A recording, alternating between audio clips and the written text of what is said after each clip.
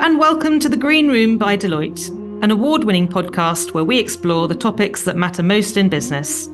I'm Lizzie Elston, and this is episode 63, where we ask, what are the new survival skills? In so many ways, technology saved me. It saved me not just physically on many occasions, but it saved me mentally and emotionally to be able to have that connection home. Just because technology can allow you to do something, is it the right time to do it? And should we be doing it? So there are all sorts of different considerations. You don't have to be first. You don't have to win. You don't have to be the top and the cleverest and the sportiest. You just got to be the most dogged and resilient and determined. You know, life is a long game. It's not, you don't want to just win today, play the long game. And it's really heartening to see so many more organizations recognizing that in order to come up with these new technology solutions, we really need that diversity of thought, that diversity of experience. Welcome back to The Green Room. If you're just finding us for the first time, you'll be pleased to know that we have over 60 episodes you can listen to if you're new to The Green Room, covering a wide variety of topics that matter most to business. But if you've been with us before, then welcome back. We've got a brilliant lineup of guests for you today. And I have my brilliant co-host with me as well, Annie Wong. Hey, Annie, how are you? Are you in survival mode today, which is what we're talking about? Lizzie, I am definitely in survival mode. I have not yet adjusted to the cold weather, so I am definitely keen to hear about the new survival skills and how we can all use them.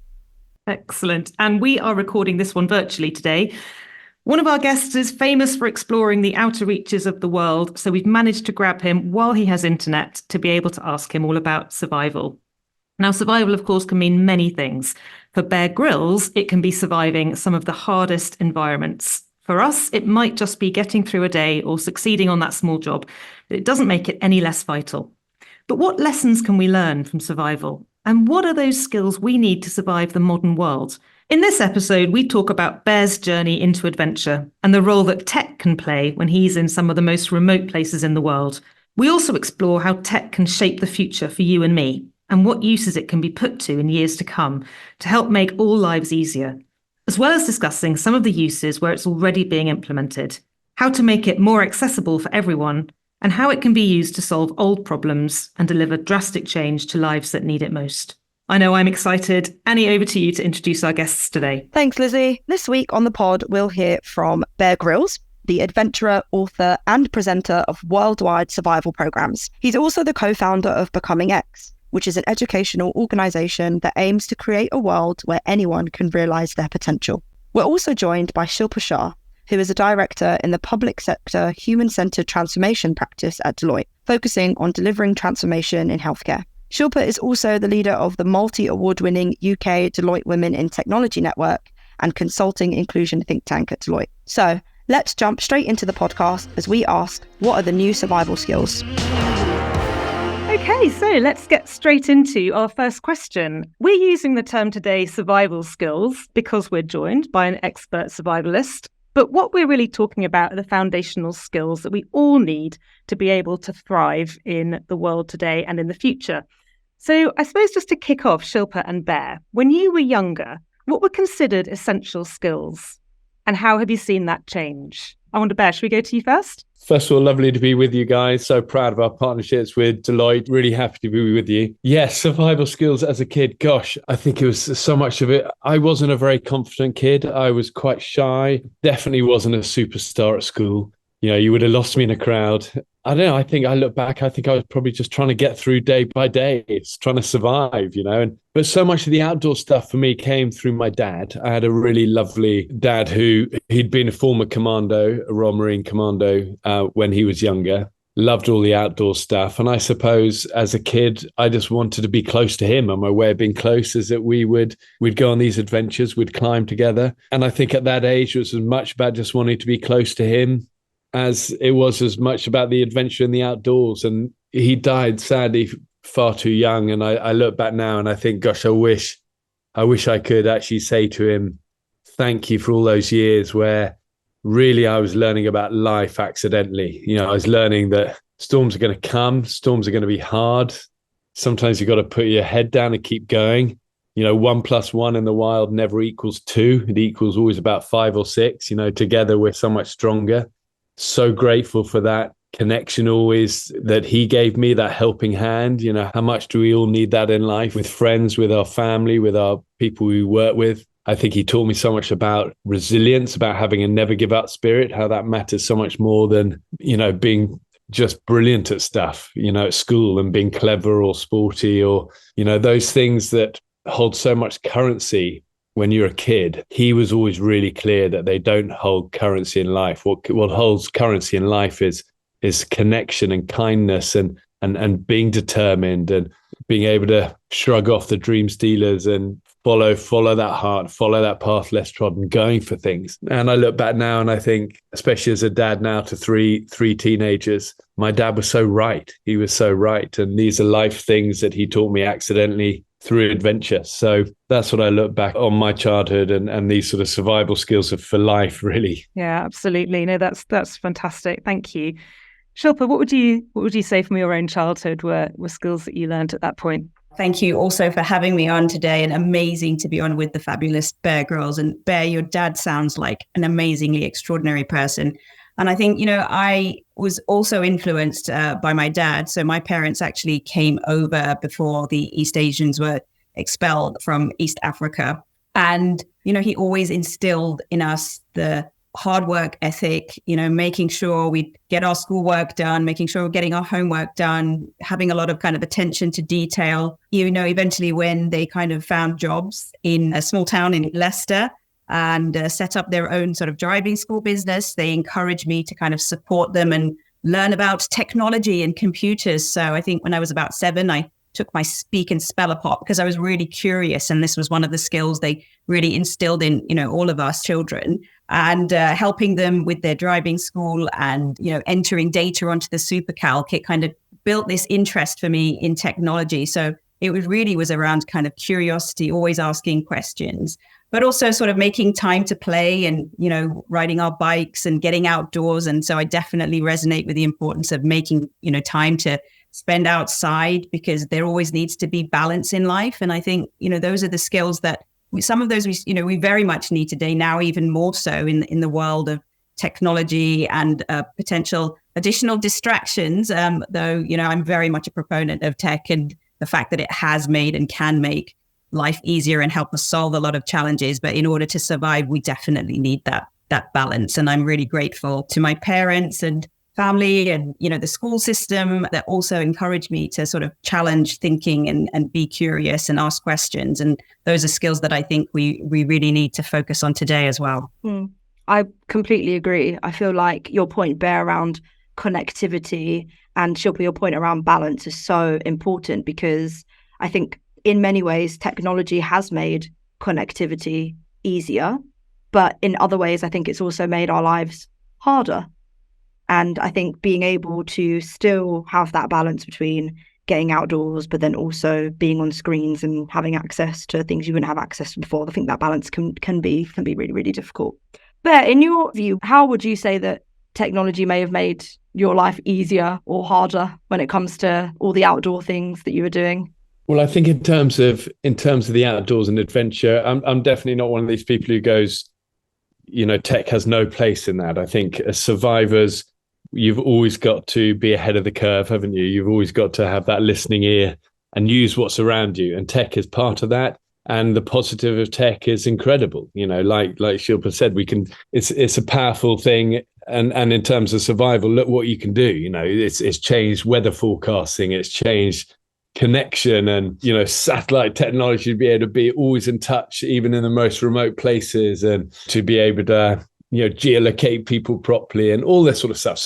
So tech in terms of survival is incredible and brilliant, and we should embrace and use that. And on a personal level, even in terms of when I'm out on adventures, just having that connection to the family, especially when our boys were younger, was everything. It meant so much. And I think when you're happy, you're effective. And for me, I didn't want to be in a jungle on my own with no connection ever. I'd done so much of that in my life. And I think when I started doing the adventures as for TV and I was away a lot, I wanted to have every day. I wanted to be able to say goodnight to the boys, even when we were in a jungle and we were working hard. So in so many ways, technology saved me. It saved me not just physically on many occasions, but it saved me mentally and emotionally to be able to have that connection home. And then I think the flip side of that, obviously, is like it's a super powerful weapon. It's a super powerful tool, and you've got to be smart when you use it, and you've got to be trained. You've got to have good hands to use this technology and not let it control you. And I think that's the big thing for so many of us, not just for young people, not just for our kids, but for all of us, is that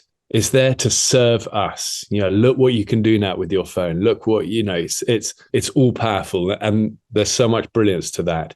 But you've got to be smart with it. It's not serving you well when it's just your default go-to head down, frontal lobe forward scrolling. That is not serving you well. And I think, like so much in life, that requires a discipline. You've got to be your own policeman. I say this to our boys. It's not my job to tell you to get off your phone. It's going to be a part of your life. It's going to be a part of your children's lives. You've got to have a self-discipline with it. You've got to be your own policeman. What do you want the fruit to be from your time on your phone? Do you want it to be less imagination, less creativity?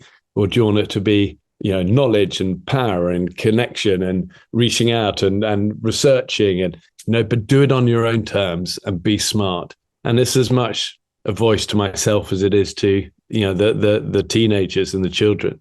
But in short, technology is incredible, and we should embrace it, and we should use it, and we should harness it, and we should control it. And it's that thing: improvise, adapt, overcome. And when it comes to technology, the same principles. You use it and use it for good to be able to overcome whatever you're battling through at the time. Bear, I appreciate that you say it's not your job to tell your children, but I think if you could have a word with my 11-year-old, he would definitely listen to you. Well, it's funny. It's much easier to tell other people's children. Absolutely. And that's the thing, isn't it? I think we're more connected than ever, but don't necessarily have the skills of connectivity. We haven't been taught those things. Your point, Bear, around self-discipline and making the technology work for you. That's almost an afterthought that comes after the technology and after you've got all of the access to it. Shilpa, I'd be interested to get your view on how you've seen technology, both the positive and negative sides of it, change in the workplace, given your role in human-centered transformation at Deloitte.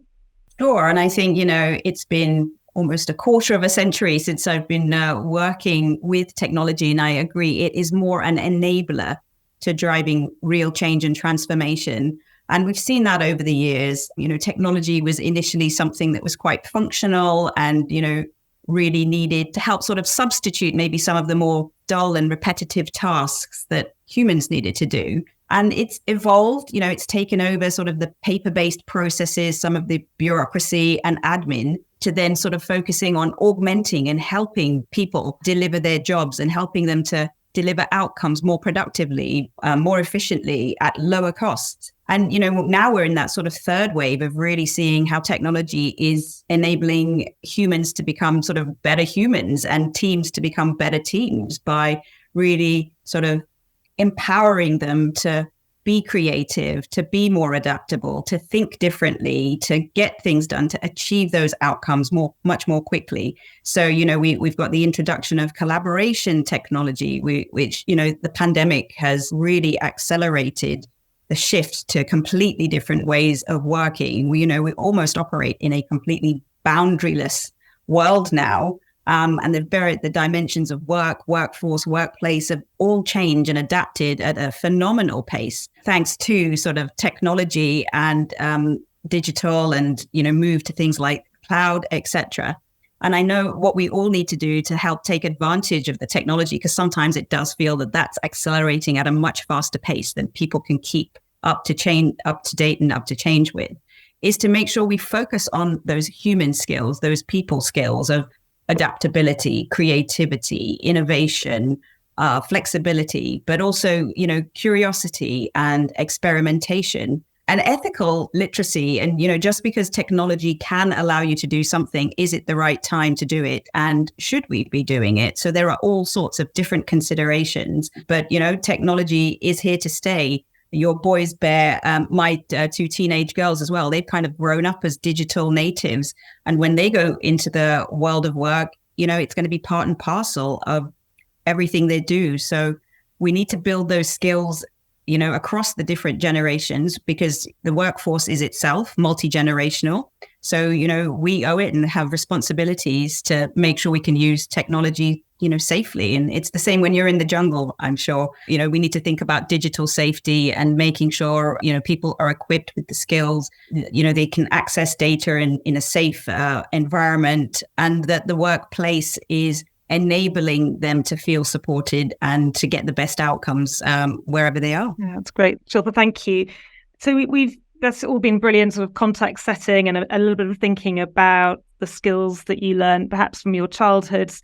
If we can now sort of, move into exactly what skills are needed today. We're living in this modern world. We're more connected than ever in many ways, but to your point earlier, actually it can be detrimental. But in this modern world that we're now living in, what do each of you think is an essential skill that we all need to survive? I think number one is a survivor attitude. Our heart and our mind determine so much. If I've learned anything from the great stories of survival and adventure, first of all, it often happens to the most unlikely people, and they find themselves in a nightmare situation and they've got no training and no experience and no knowledge or skills.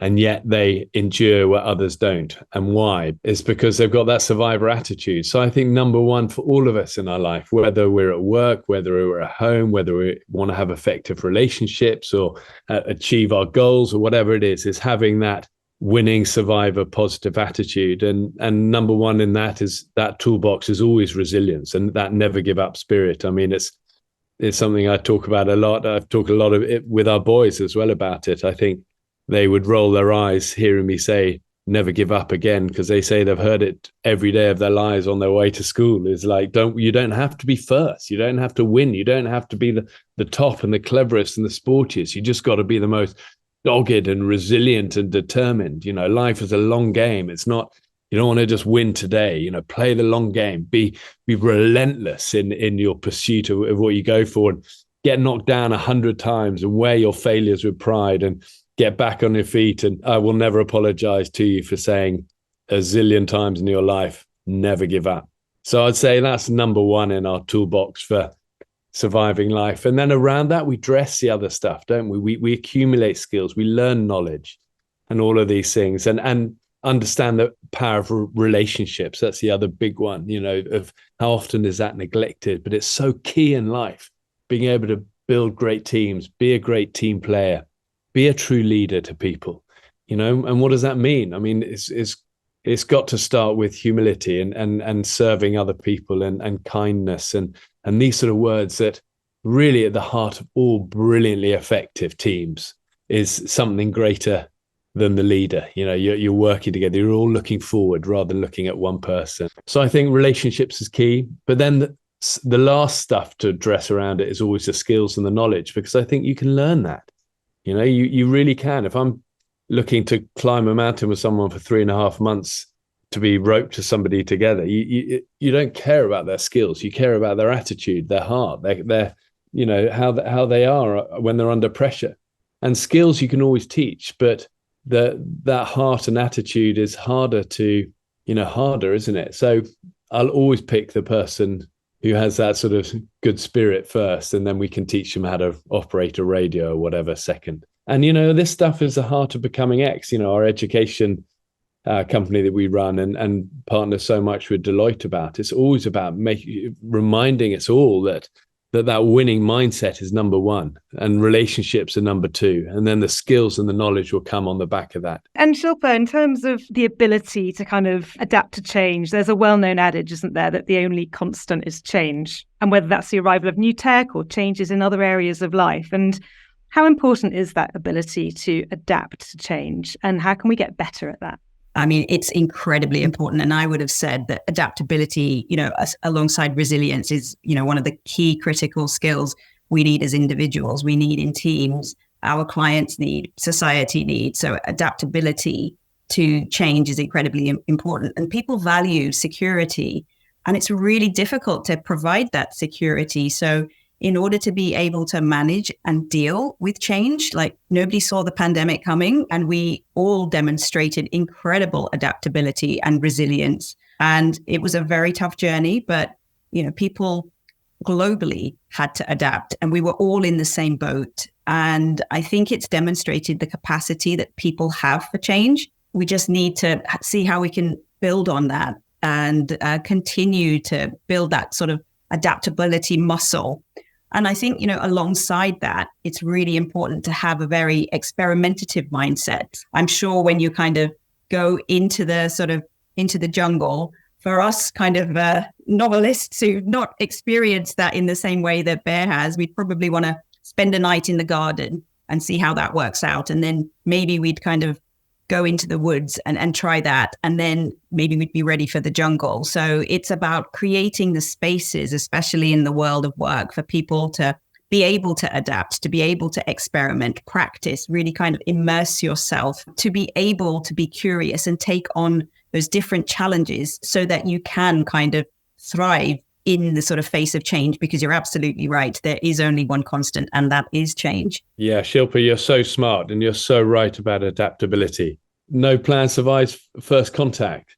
Things are going to go wrong. It's that quote that adventure only happens when things begin to go wrong. If you're not good at adapting and being resourceful and changing, you die. It's one of the first things I ever saw when I arrived first time as a young man at the Commando Training Center, carved into the wood above the door, and it said, "Comfortable with uncertainty."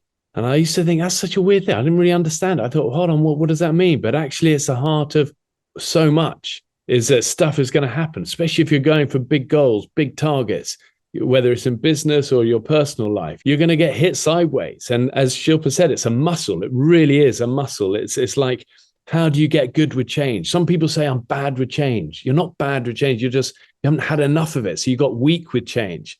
But we can train that change, that adaptability muscle. And I think it's really important that we kind of develop that as young age as possible. So, in the school system, the experiences that young people get to have, teaching them the importance of dealing with failure, as you said, Bear. It's really important that, life isn't about being perfect. Imperfect works just as well. And, whether it's, how much you're scoring on an exam, or I remember being gutted when I failed my cycling proficiency test age 9 and spent quite a lot of time being, wallowing and feeling very sorry for myself. But it's about picking yourself up and learning from failure. And we just really need to make sure that, young people in the world of work, my parents' generation, who are quite fearful of technology, but I'm really glad that they do attend computer classes and they try. We do provide tech support. I've kind of shipped that off to my daughters to do now.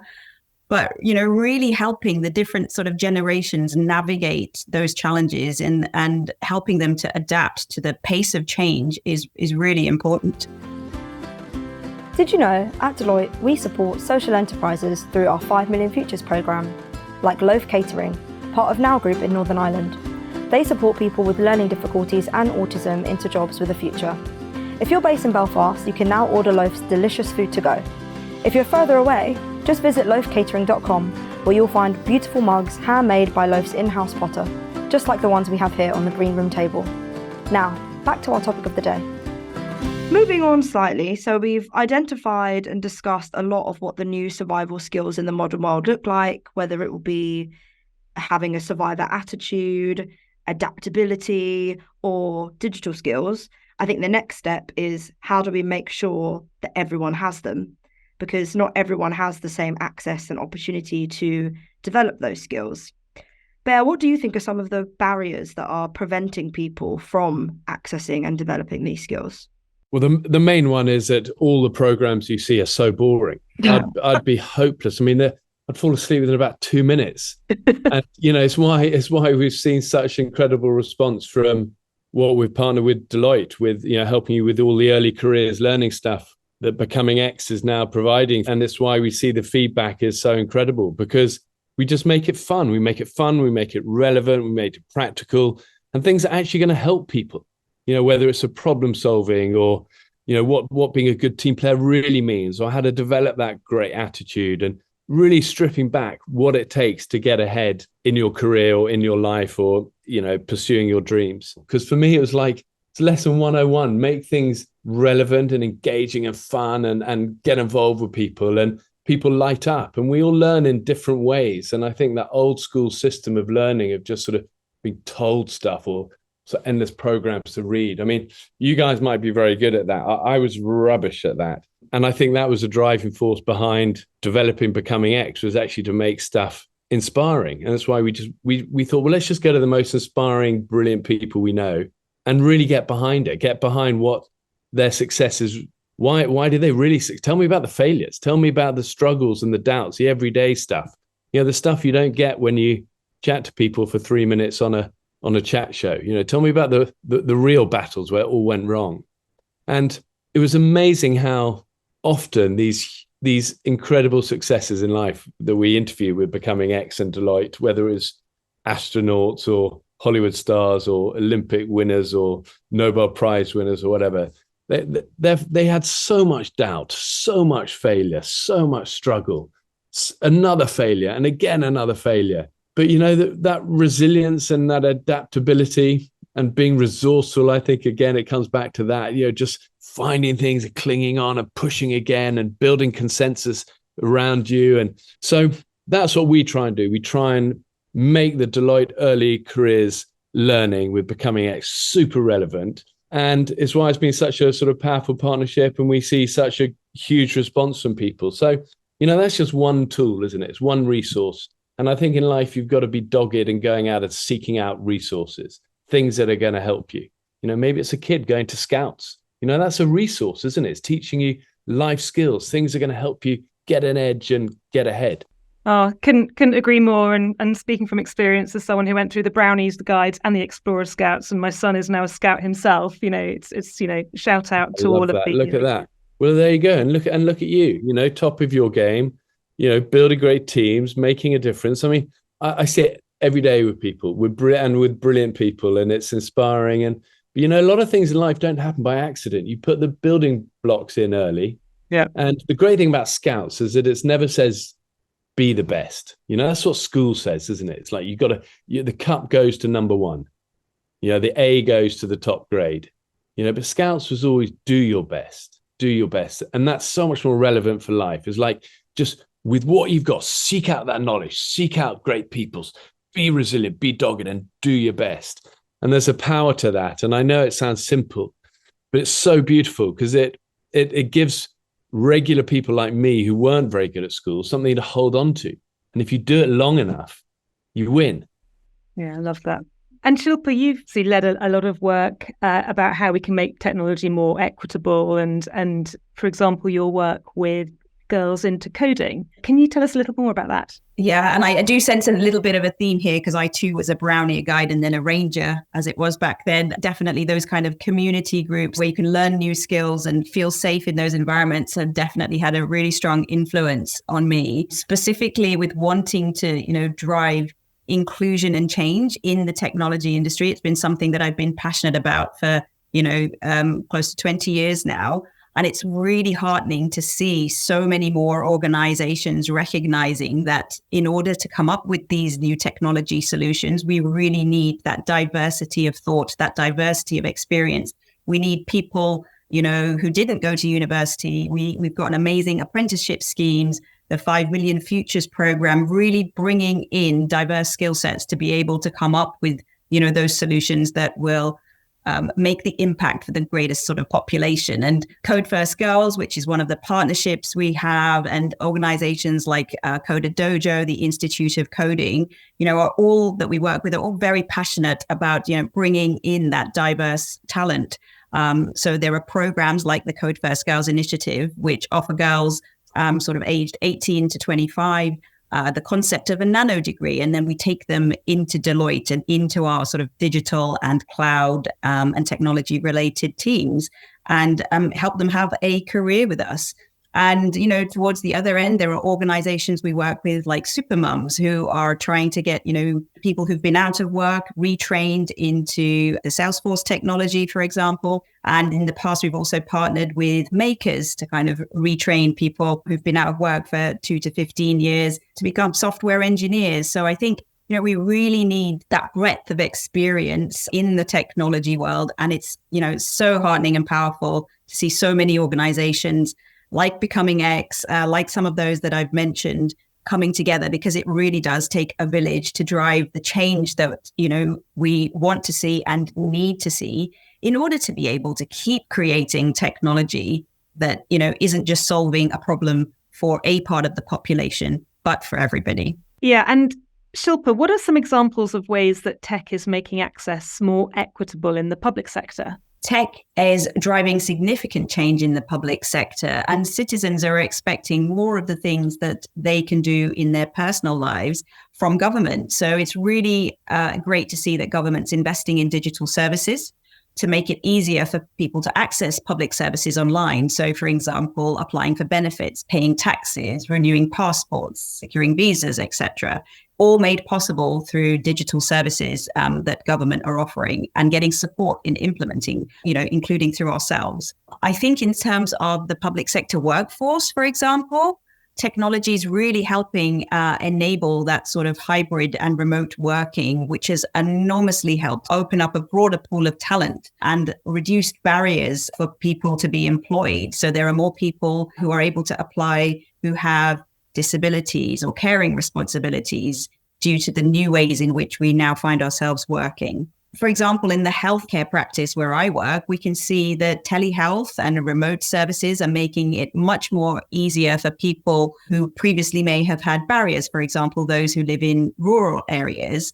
to access remote services like virtual wards, for example. So I think there are lots of different ways in which we're seeing improvements for citizens to have access to more services, and for people who are working in government to increasingly be able to work differently and contribute to the agenda of both leveling up, improving skills, and providing access to digital services. And Bear, through Becoming X, the organisation you co-founded, you've been working with Deloitte on a new project that's all about helping refugees settle into host countries. Could you tell us a little bit more about that? Yeah, I mean, you guys, as you know, your responsible business team does an incredible job. And, all that social and that environmental stuff should be front and center for powerhouses of business like you guys at Deloitte. But certainly Becoming X, we're so grateful and proud to have Deloitte as you're like a founding partner. And as you say, it's a simple app, launching it next year. But the idea is to help millions and millions of refugees be able to integrate into their new home, into their new country. And I always say it's a bit like a guidebook for everything, whether it's healthcare or education or career mentoring and banking, whatever it is. And also then Deloitte have provided thousands of volunteers to Becoming X, and that's been incredible. Building at the moment they're currently working on building a whole database of refugee support centers across the country. So it's sort of the collective power of trying to do something good and then having an effective sort of tool to be able to drive that will, so to speak, into. Oh, it's just wonderful to hear that. And what a fantastic partnership. And we're so thrilled to be working with you as well. Shilpa, we've had an episode before on the pod where we asked and discussed whether or not we thought tech could save the planet. And I'd be really interested to know, in your view, what are you most excited about in terms of future developments for tech? I think the exciting thing about tech is that what it can enable is only limited by our imaginations. And we can actually now, thanks to Gen AI, even help it to augment our imaginations. But some of the things that really excite me are climate tech. For example, can we use technology to help design carbon capture solutions? And we're already using it to understand baselines and report and hold ourselves to account. But it's got the potential to help us create more innovative solutions to help make sure we address and meet our targets for net zero. I think purpose-led innovations like the 3D printing of housing, especially for areas where there are shortages or in needs of shelter in developing countries, is a really great innovation, and I'd like to see more happening in that space. At-home diagnostics, the pandemic really kind of shifted the mindset of people to be able to potentially do something that they would needed to have gone into a surgery to do, which was self-testing. And I think we're going to see a lot of that in the future. And finally, I think generative AI, whilst it's been around since the beginning of the year, it was one of the sort of most fastest sort of adopted technologies that we've seen. And I think the implications we're still learning about, but I can see it's got huge potential and applications across different industries. So I'm really excited about how it can help augment and make humans better humans and teams better teams. Well, that's fantastic. So much cause for optimism. Before we get back to our big question of the day, we've got one final question for you both, which is, we've spoken so much around the different skills, the responsibility of businesses and organizations to help individuals get those skills. What would your one last piece of advice be to all of our listeners and to anyone thinking about developing key skills for survival in the future and in the modern world? Bear, I'll come to you first. I think knowing that life is what you make it. It's your life. You've got an incredible opportunity. Don't squander it. Go for it. Seek out knowledge. Don't wait for people to give you stuff or tell you to do stuff. It's so the mentality we all have from school. We're told to do homework, and if we do that, we'll get to there. We're told to do that. We're all trying to find a shortcut, by avoiding it, and therefore it sort of becomes a habit. But in life, you've got to be different. You've got to. Nobody's going to tell you to do anything. If you do nothing, you're not going to move. It's like in nature, nothing stands still. You're either moving forwards or you're moving backwards. And therefore generate your own momentum in life. Generate it. It's that thing of paddle your own canoe, seek out knowledge, seek out great people, hang out with good people, seek big goals, go, fail. But you've got to do it yourself. And it's hard, it's hard but it's also where the magic is, because it means our futures are within our own hands to a large extent. Shilpa, in terms of your advice to people who want to develop a key skill that will help them in the world today, what would that be? I mean, what a fantastic summary from Bear.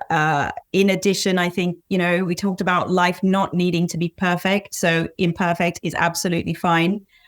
Embracing the digital world, it's really important. And you can use that to unlock its power to help shape your future. So I absolutely echo the point, go after what you want, but also do use the power of the crowd.